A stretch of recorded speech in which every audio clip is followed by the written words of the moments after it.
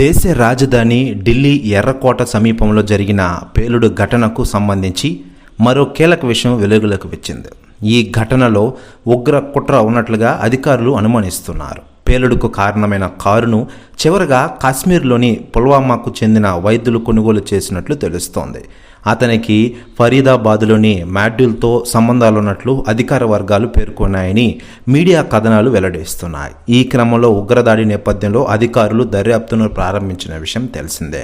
మరోవైపు ఢిల్లీలో ఉగ్ర దాడిపై ఇప్పటికే చాలామంది రాష్ట్రాల సీఎంలు కూడా దిగ్భ్రాంతి వ్యక్తం చేసిన విషయం తెలిసిందే. తాజాగా ఈ బాంబు ఘటనపై ఆరా తీశారట ఆంధ్రప్రదేశ్ డిప్యూటీ సీఎం పవన్ కళ్యాణ్ గారు. ఒక్కసారిగా కేంద్రం నుంచి పిలుపు రావడంతో ఆయన హుటాహుటిన ఢిల్లీకి పయనమన్నారట. ప్రెస్ న్యూస్ కూడా తెగ వైరల్ అవుతోంది టోటల్ ఆంధ్రప్రదేశ్ రాష్ట్ర రాజకీయాల్లో. మరోవైపు ఆంధ్రప్రదేశ్ రాష్ట్ర ఉప ముఖ్యమంత్రిగా పవన్ కళ్యాణ్ గారు పలు రకాల సేవలు అందిస్తున్నారు ఆంధ్రప్రదేశ్ రాష్ట్ర ప్రజలకి. అంతేకాకుండా ఇతర శాఖలకు మంత్రిగా కూడా వ్యవహరిస్తూ ఔరా అనిపిస్తున్నారు టాలీవుడ్ స్టార్ హీరో పవన్ కళ్యాణ్ గారు. మరోవైపు జమ్మూ కాశ్మీర్లో భారీ ఉగ్ర కుట్రను పోలీసులు ఛేదించిన సంగతి తెలిసిందే. మరోవైపు ఢిల్లీలో బాంబు ఘటనపై ఇప్పటికే సీఎం చంద్రబాబు నాయుడుకి సైతం ఆరా తీసిన విషయం తెలిసిందే. కేంద్ర మంత్రులకు ఫోన్ చేసి మొదటి విషయాన్ని కనుగొన్నారట చంద్రబాబు నాయుడు గారు.